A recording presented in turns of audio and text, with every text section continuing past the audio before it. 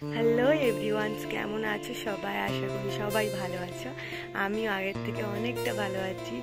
অনেক দিনই শরীর খারাপে ভুগছিলাম, তো তার থেকে অনেকটা বেটার আছি। তো ভাবছিলাম আজকে তোমাদের সাথে ফুল ব্লগটা মানে শেয়ার করব আর কন্টিনিউ করব। কদিন অসুস্থতার জন্য একদমই করতে পারিনি, তো যা হোক একটু আধটা চেষ্টা করে তোমার সাথে শেয়ার করার, বাট পুরোটা হয়ে ওঠেনি। যাই হোক কর্মবশত।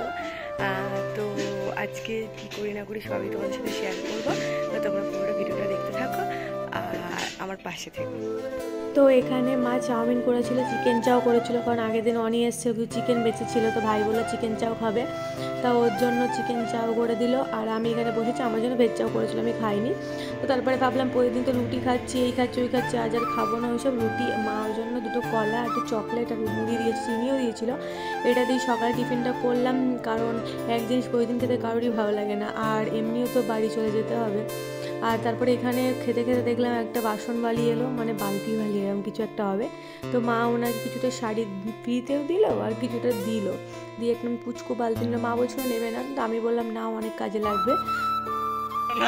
আমি অন্য সময় রাখবো, বিশ্বাস করো। আমাকে এখন ভালো ভালো ভিডিও করে দিল আমার পিসির ছেলে, ওর নাম রাহুল। আর আমরা তুমি ইউটিউবে ভিডিওগুলো দেখতে পাবে, আপলোড করে দেবো কয়েকদিনের মধ্যে, ও এডিট করে দেবে। দিবি তো? হ্যাঁ। মুখ দেখাবে না, লজ্জা। চলো এখান থেকে টাটা। তো তারপরে কিশোরী কিশোর গানে একটা ভিডিও করতে গেছিলাম, তোমরা ভিডিওটা দেখে নিয়েছো যদিও, সেই ভিডিওটা উপরে করলাম। তারপর নিচে এসে দেখি মা এখানে আমার ফেভারিট খিচুড়ি সবজি দিয়ে আর বেগুন ভাজা করে যায়। বেগুনি করিনি, কারণ সময় সংক্ষেপ ছিল, ওই জন্য বেগুন টেগুনি করা হয়নি, বেগুন ভাজা দিয়েই খেয়েছিলাম। আর এখানে কার্টুন, এখানে বাটুল দেখছিলাম, মানে আমার ফেভারিট। তো তারপরে এখানে খাওয়া দাওয়া করে দুপুরে একটু ঘুমু করে তারপর মায়ের সাথে একটু গিয়েছিলাম একজনদের বাড়িতে, টাকা পাবে কার কাছে। তারপরে এখানে দেখো কত পুচকু পুচকু কুকুর বাচ্চা ছিল, মনে হচ্ছে বাড়ি নিয়ে চলে যাই, এত মিষ্টি।